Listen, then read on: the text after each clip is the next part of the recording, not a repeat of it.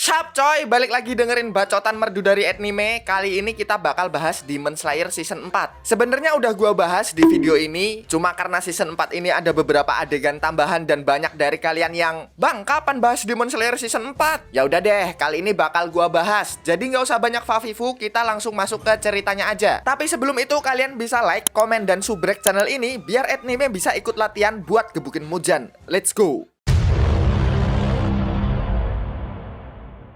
Oke, di awal cerita ini kita bakal diliatin sama Sanemi dan Obanai bareng sama dua pemburu iblis kroco datang ke sebuah bangunan tua. Mereka sampai ke sini karena akhir-akhir ini banyak orang yang hilang diculik setan. Dan kata dua pemburu iblis kroco, para korban tuh dibawa ke bangunan tua ini. Dan emang bener, gak jauh dari sana Obanai ngeliat ada ibu-ibu yang diculik setan. Akhirnya dikejar tuh dan mereka masuk ke bangunan tua ini. Setelah mereka sampai, ternyata mereka diem-diem lagi dikepung sama para Saiton.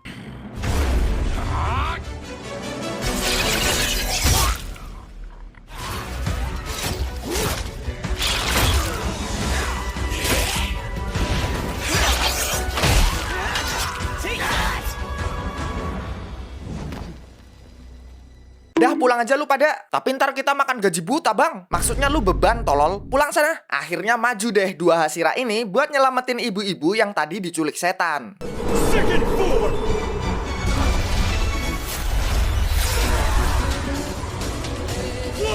Serpent breathing, fifth form. Slithering serpent. Mau kemana lu setan?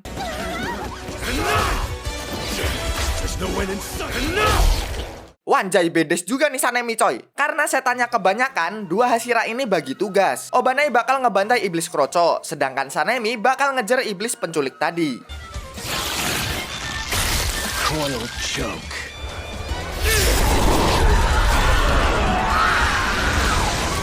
Wind breathing. Segitunya banget bang ngejar janda desa. Ambil dah tuh. Untung aja Obanai bisa nangkep si janda desa. Dan dua Hashira ini langsung ngejar setan penculik yang kabur. Tapi What is this? tempat apa ini anjing?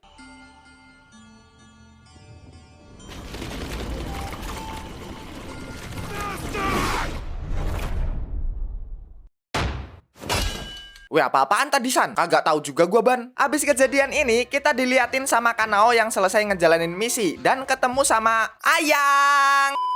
Kanao ketemu sama Shinobu. Terus Kanao dijelasin tentang kondisi saat ini. Jadi kan sekarang Nezuko kebal matahari tuh. Nah, Muzan Jackson kemungkinan besar bakal ngincar gadis gemas ini biar dia juga bisa kebal matahari. Terus karena Shinobu bakal ada rapat dadakan, Kanao sementara ditugasin buat ngejagain Nezuko. Sekarang kita pindah ke masnya Nezuko yaitu Tanjiro. Dia masih dirawat dan lagi masa pemulihan gegara tarung ngelawan Upper Moon di season 3. Dia lagi ngobrol nih sama salah satu Kakushi. Mas-mas Kakushi ini juga penasaran sama kabarnya Nezuko yang bisa kebal dari matahari. Tapi Tanjiro sendiri juga belum bisa ngasih tahu adiknya ini berevolusi apa gimana. Soalnya dia lagi dirawat sama seseorang. Dirawat sama Shinobu ya bang? Bukan sama Mami Tamayo. Hah? Siapa? Bejir! Keceplosan anjing! Sementara pindah ke rapat para Hashira, mereka di sini bakal ngobrolin tentang rencana selanjutnya buat ormas pemburu Saiton. Nggak lama kemudian datang deh Nyonya Amane. Mbak Amane di sini ngewakilin Kagaya, soalnya suaminya nggak bisa ikut karena penyakitnya udah makin-makin. Terus Mbak Amane bilang, karena sekarang Nezuko kebal matahari, Muzan sebentar lagi pasti bakal datang buat ngerebut gadis ini. Dan dalam waktu dekat pasti bakal ada perang besar ngelawan Muzan. Makanya harus ada persiapan dan rencana buat ngelawan si Raja Iblis. Selain itu Mbak Amane juga ngebahas nih tentang kemunculan tanda pemburu iblis di tubuh Muichiro dan Mitsuri. Mbak Amane bilang kalau ratusan tahun yang lalu para pemburu iblis itu bisa munculin tanda.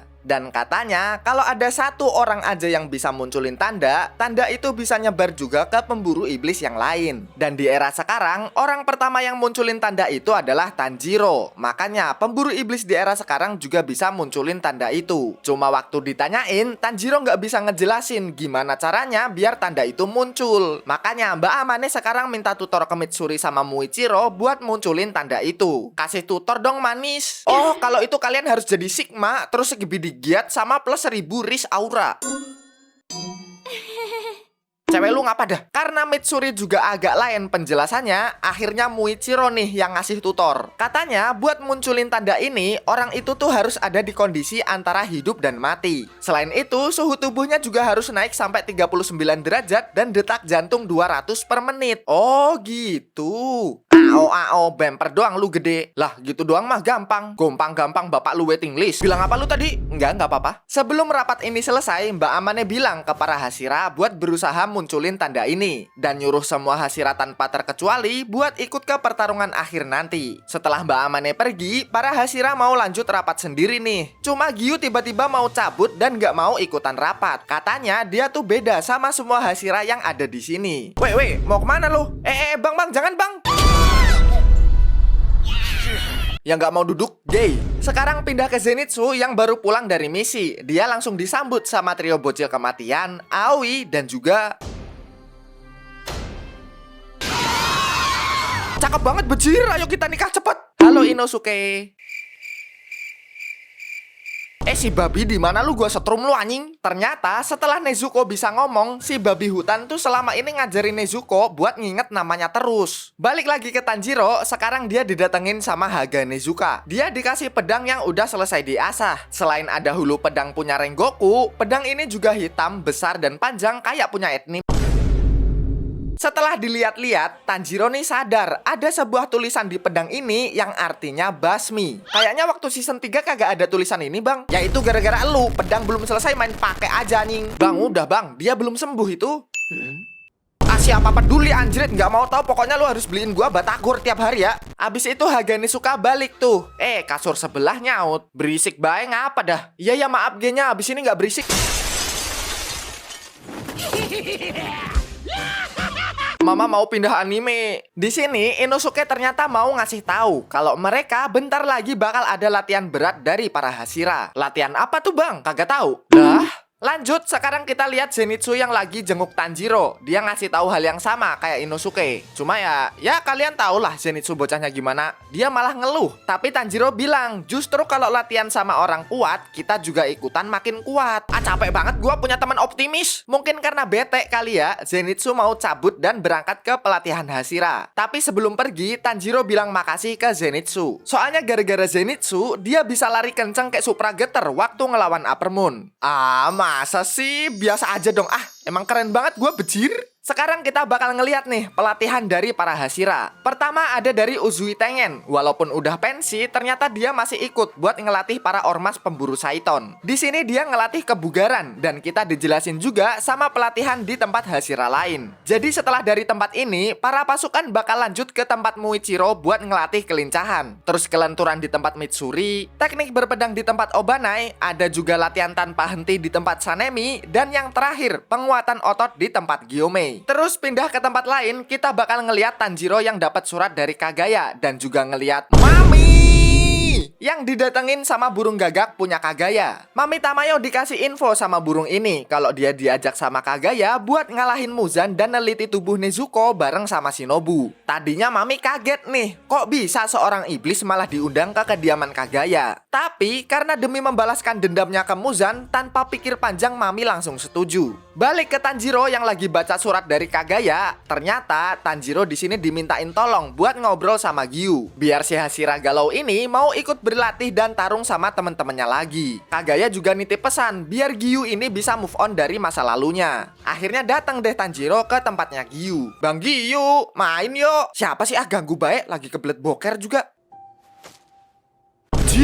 Akhirnya ngobrol mereka berdua dan Tanjiro juga cerita kalau orang-orang udah pada mulai ikut di pelatihan Hashira. Cuma Giyu malah kesel gara-gara Tanjiro nggak bisa mendalami pernapasan air dan nggak bisa gantiin Giyu jadi Hashira air. Terus pergi mamang galau satu ini. Cuma Tanjiro masih keinget sama pesan Kagaya buat ngajak Giyu balik dan bertarung sama temen-temennya lagi. Solusinya ya Giyu diikutin mulu tuh sama Tanjiro. Lama-lama kan kesel juga ya dan akhirnya cerita deh Giyu. Dia tuh sebenarnya nggak pernah lolos seleksi akhir. Cerita juga dia kalau waktu itu Gyu ikut seleksi akhir bareng sama sahabatnya yaitu Sabito. Waktu ujian ini Gyu tuh nggak ngebunuh iblis sama sekali. Malah dia sendiri yang kecocol sampai akhirnya Gyu ditolongin sama Sabito dan pingsan di tempat. Nah, waktu bangun, kena mental si Gyu ngedengar kabar kalau Sabito tewas waktu ujian seleksi. Sedihlah Gyu, padahal Sabito udah ngebantai para iblis dan nolongin temen-temen yang lain. Tapi sayangnya sahabatnya ini harus tewas dan malah Gyu yang lolos dan diangkat jadi Hashira. Padahal di ujian seleksi dia tuh nggak ngapa-ngapain. Gyu juga ngerasa dia tuh nggak pantas jadi Hashira. Dan setiap nginget tentang Sabito, Gyu tuh nggak bisa nahan kesedihannya. Tanjiro juga bingung nih mau ngerespon kayak gimana. Cuma dia keinget momen dimana Rengoku jadi donat. Rengoku emang lebih kuat dari Tanjiro dan kawan-kawan, tapi kenyataannya Rengoku harus mati duluan. Cuma sebelum kematiannya Rengoku udah ngasih kepercayaannya ke Tanjiro dan kawan-kawan. Maka dari itu Tanjiro harus bisa menuhin harapan dari Hashira api ini. Akhirnya dibilang deh, emang Gyu nggak mau apa menuhin harapan temennya yang udah meninggal? Langsung ketampar online tuh Gyu. Dia keinget waktu Sabito marah, soalnya Gyu putus asa waktu kakaknya meninggal dibantai iblis. Sabito bilang kakaknya tuh udah ngorbanin dirinya biar Gyu tetap hidup. Tahu dirilah anjing, gunain kesempatan ini biar Gyu punya masa depan. Akhirnya Gyu sadar deh dan, "Bang, lomba makan samyang yuk."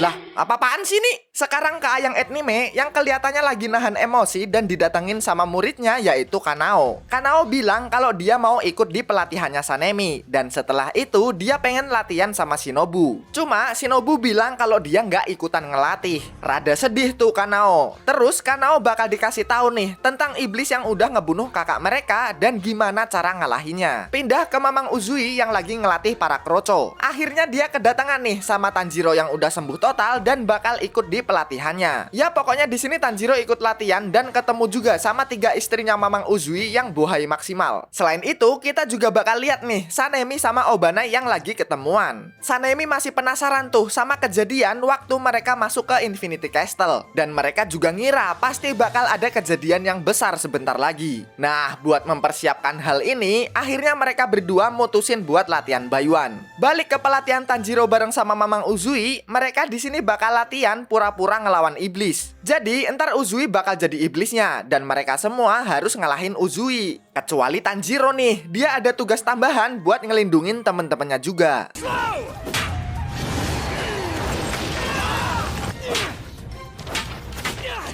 This is an exchange of blows between two people.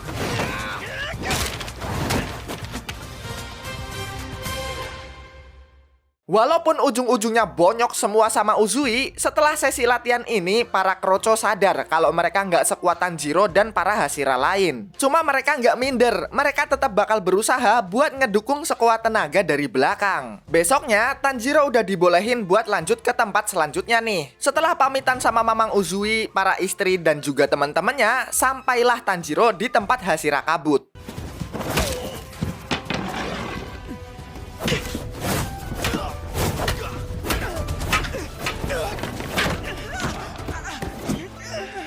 Ada Tanjiro, anjing langsung sumringah mukanya. Ah, noob banget lu kayak minion. Dah lah capek mabar sama Epic. Setelah latihan ini, karena para kroco tahu kalau Muichiro tuh baik sama Tanjiro doang, mereka pada minta ke Tanjiro nih, biar Muichiro tuh kalau ngomong alusan dikit. Abis itu mereka ngeliat kalau Muichiro mau pergi ke suatu tempat. Selain itu, kita juga diliatin sama Nakime yang pakai mata berjalannya buat mata-matain Muichiro dan para pemburu iblis lainnya.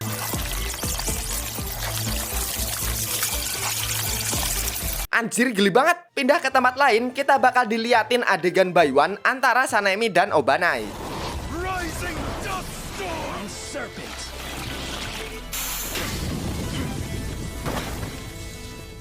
Oh gitu lu pada. Sekarang mabar nggak ajak-ajak nih. Kalau mau join minimal legend deh. Start.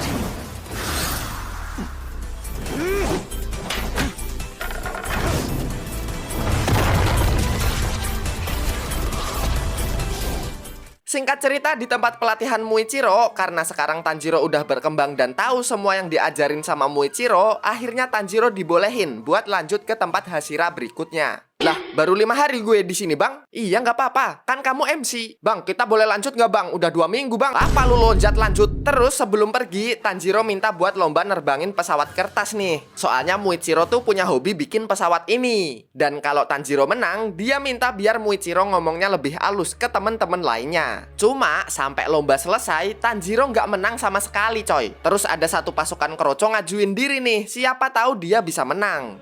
Yang lain juga pada ikut ngajuin diri. Dan akhirnya jadi lomba nerbangin pesawat bareng deh mereka. Apaan ini, Cok? Malah jadi lomba 17-an anjir? Singkat cerita, sampailah Tanjiro di tempat selanjutnya, yaitu Mbak Mitsuri. Nah, sebelum latihan, Tanjiro malah diajakin buat makan masakannya Mitsuri. Ini makannya gimana, Mbak? Tak suapin aja sini. Wah, ketahuan Obanai abis ini Tanjiro. Abis itu dimulai deh latihan di tempat Mitsuri, yaitu nari balet. Selain itu, ada latihan kelenturan tubuh juga. Salah, bukan begitu. Gini nih. Biji gua misah, bejir. Ayo sini Tanjiro.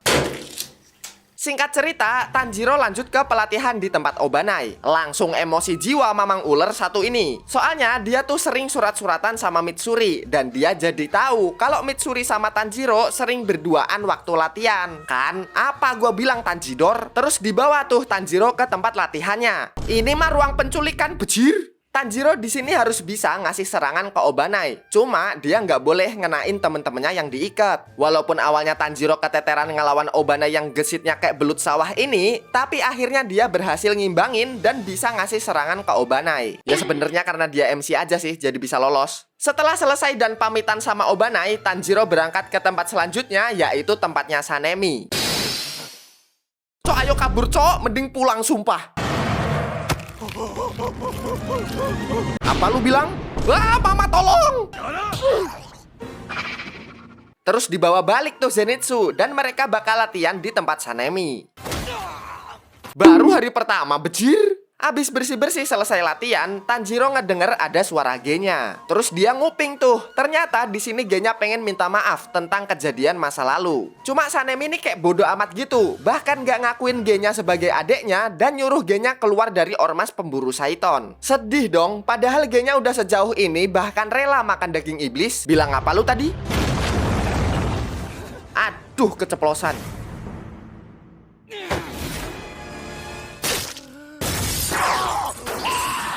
Untung aja Tanjiro berhasil nyelamatin G-nya dan ngebelain temen jabriknya ini. Tanjiro bilang kalau Sanemi nggak ngakuin G-nya sebagai adeknya, Sanemi juga nggak punya hak buat nyuruh adeknya pensi. Selain donatur dilarang ngatur.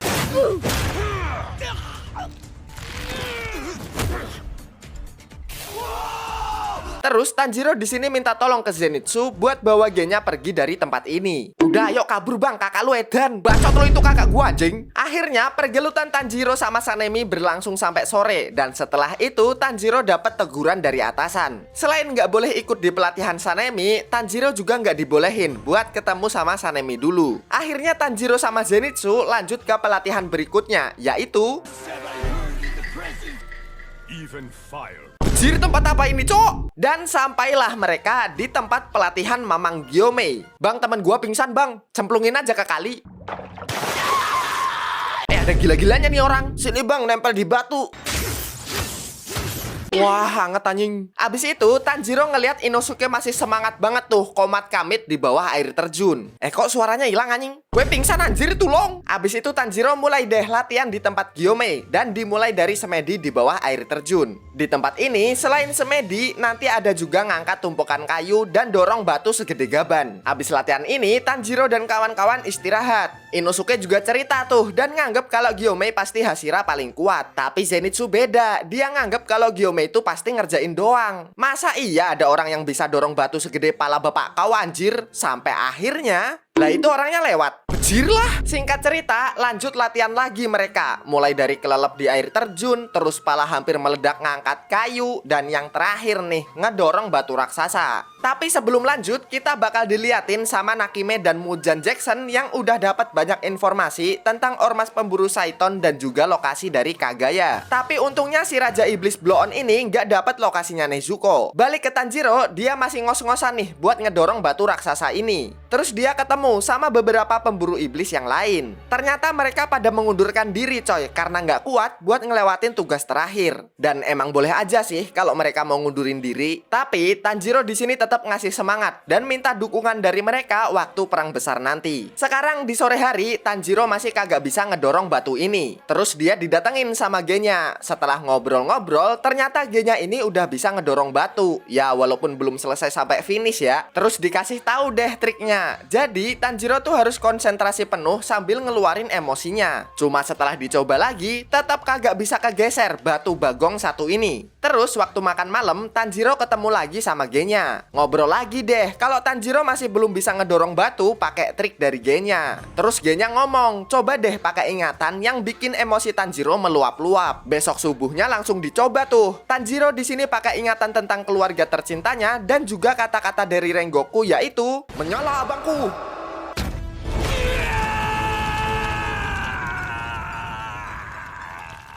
Inosuke sama Zenitsu juga ngeliat tuh. Walaupun Tanjiro awalnya kesusahan, cuma pada akhirnya dia berhasil ngedorong batu bagong ini. Inosuke jelas kagak mau kalah dong. Dia pakai trik yang sama kayak Tanjiro, tapi yang jadi motivasi Inosuke adalah tempura, mantap. Tapi ya kedorong sih batunya, emang agak lain cok. Setelah teman-temannya udah pada bisa ngedorong batu, Zenitsu tiba-tiba dikasih sebuah surat sama burungnya. Isinya apa tuh bang? Rahasia dong. Pindah ke Tanjiro yang udah selesai dorong batu. Anjrit mau mati gue. Goodbye my friend.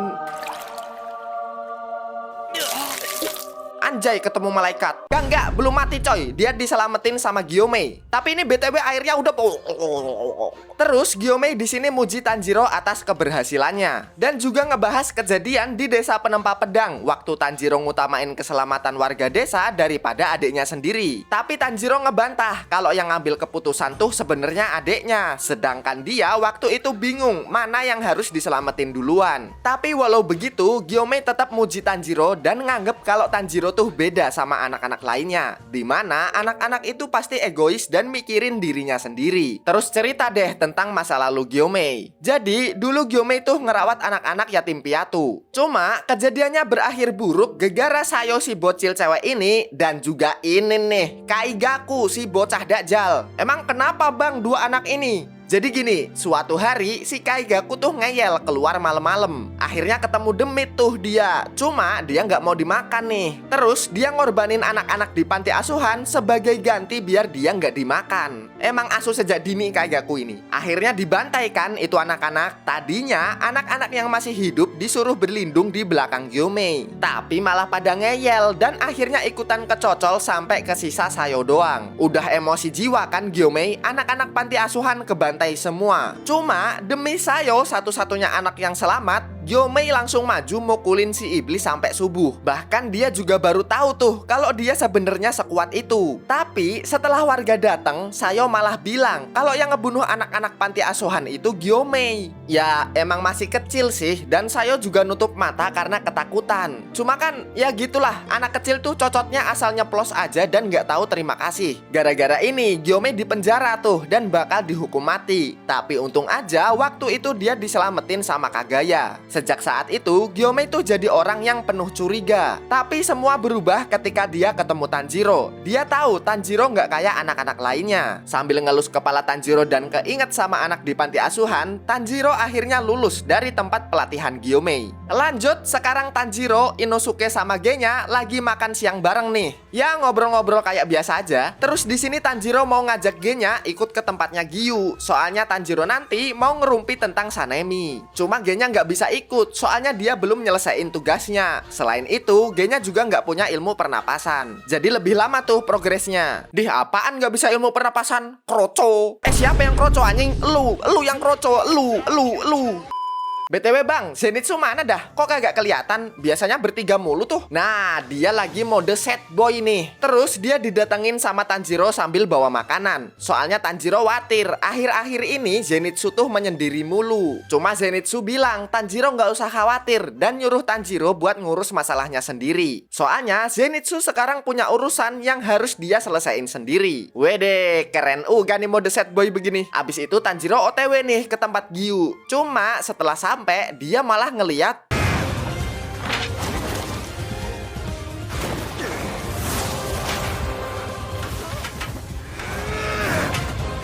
What's wrong? Come on! tangan kosong sampai mokat kali ya bos. Udah bang, jangan berteman. Mending gua masakin pecel aja gimana? Bejir semaput gue. Setelah bangun ini, Tanjiro tanya kenapa Giyu sama Sanemi bisa berantem. Dan ternyata mereka nggak berantem. Ini tuh salah satu bentuk dari pelatihan Hashira. Sekarang ke Sanemi yang kesel gegara latihannya sama Giyu diganggu Tanjiro. Nah, waktu lagi jalan ini, dia ngerasa ada yang ngikutin. Dan setelah ditangkep, di tangannya ada mata dengan tulisan nomor 4. Akhirnya sadar nih Sanemi, kalau ada mata-mata di ormas pemburu Saiton. Pindah ke kediaman Kagaya, akhirnya kita ngeliat nih Muzan mode sok ganteng nyamperin rumah Kagaya.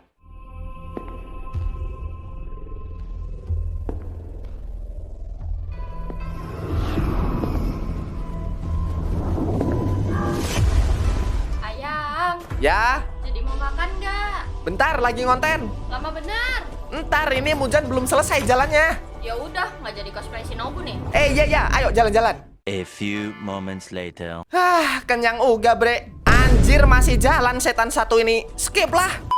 Akhirnya ketemu nih Muzan sama Kagaya. Terus Kagaya kan sekarang nggak bisa ngeliat ya. Dia tanya sama Amane, bentukannya Muzan gimana dek? Dangdut banget sih mas. Di sini mereka ngobrol-ngobrol dan ngebahas masa lalu keluarga Kagaya. Jadi keturunan Kagaya dan Muzan itu sebenarnya sama, yaitu Ubuyashiki. Terus setelah Muzan jadi iblis, keluarga Ubuyashiki jadi punya kutukan. Setiap anak yang lahir tuh pasti lemah dan bakal mati. Terus ada pendeta datang, bilang kalau keluarga Ubuyashiki harus berdedikasi buat ngebunuh si Raja Iblis biar umur mereka agak panjang. Ya walaupun nggak ada yang tembus sampai umur 30 tahun, cuma seenggaknya nggak mati dari bayi lah. Pokoknya banyak yang diobrolin. Dari Muzan yang udah bikin banyak dosa, tujuan Muzan yang pengen hidup abadi, sampai Muzan yang bilang kalau Tuhan itu nggak ada. Udah jelek ateis anjing. Terus Kagaya bilang, walaupun Muzan ngebunuh Kagaya di sini, para pemburu iblis nggak bakalan hilang. Yang ada, Muzan malah bikin pasukan ormas makin marah. Ibarat nginjek ekor harimau dan mancing amarah sang naga. Anjay kelas. Beda tuh sama Muzan, dimana kalau Raja Iblis ini mati, iblis-iblis yang lain langsung ikutan lenyap. Sekarang kita bakal ngeliat para Hashira yang mulai lari menuju ke kediaman Kagaya setelah dapat laporan kalau ada penyusup. Tapi sayang, sebelum mereka mau nyampe di rumah Kagaya,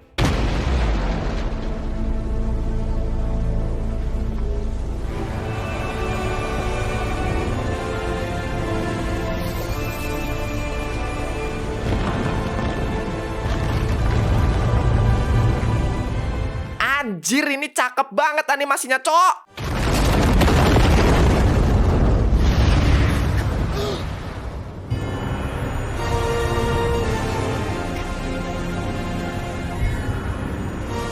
Langsung pada kaget dong para Hashira yang ada di dekat sana. Terus kita ngeliat, walaupun Muzan udah diledakin, ternyata dia masih bisa beregenerasi. Muzan juga ngerasa kalau di sini masih ada jebakan lain. Dan tiba-tiba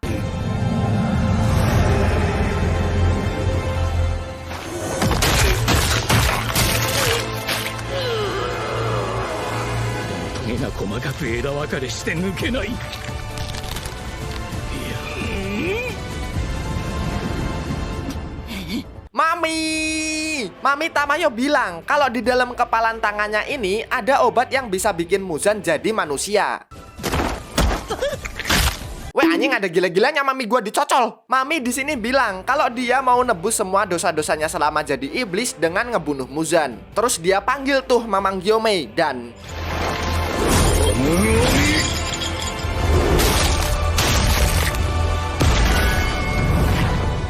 Terus flashback dikit waktu Gyomei dikasih pesan sebelum Kagaya meningsoy. Kagaya bilang kalau Muzan bakal datang 5 hari lagi dan dia pengen jadi umpan biar Muzan datang ke rumahnya. Kagaya bisa tahu soalnya keluarga Ubuyashiki itu punya kekuatan macam wangsit gitu coy. Jadi wangsit ini digunain sama keluarga Kagaya buat membangun kekayaan dan menghindari beberapa bencana. Balik ke pertarungan, Muzan masih bisa regenerasi setelah digebuk biji berdurinya Gyomei. Nggak lama setelah itu, para Hashira satu persatu udah sampai di kediaman Kagaya. Gyomei bilang yang di depan mereka sekarang ini adalah Muzan dan mereka harus nahan iblis ini sampai matahari terbit. Langsung pada maju tuh para Hashira ngeluarin pernapasan masing-masing. Sedangkan Tanjiro Hinokami Kagura langsung ulti si anjing. Tapi nggak semudah itu coy, karena tiba-tiba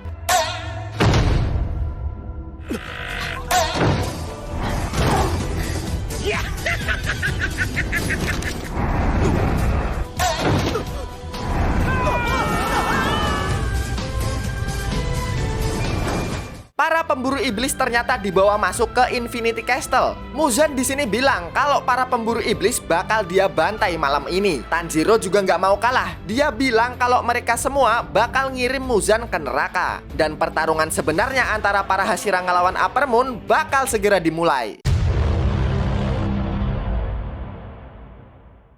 Buah kekok, gimana coy cerita hari ini? Sebenarnya agak di luar ekspektasi. Karena kalau ngikutin manganya, arc pelatihan Hashira tuh ceritanya B aja coy. Cuma di versi animenya, ceritanya tuh bisa dibungkus dengan baik. Ada beberapa adegan tambahan yang bikin penonton nggak bosen. Apalagi buat pengikut manganya tuh jadi kayak, wah keren banget anjing. Oke lah, jadi segitu dulu cerita hari ini. Kalau menurut kalian gimana, tulis di kolom komen. Jangan lupa lonceng dipencet biar nggak ketinggalan video terbaru dari Anime. See you coy, ciao.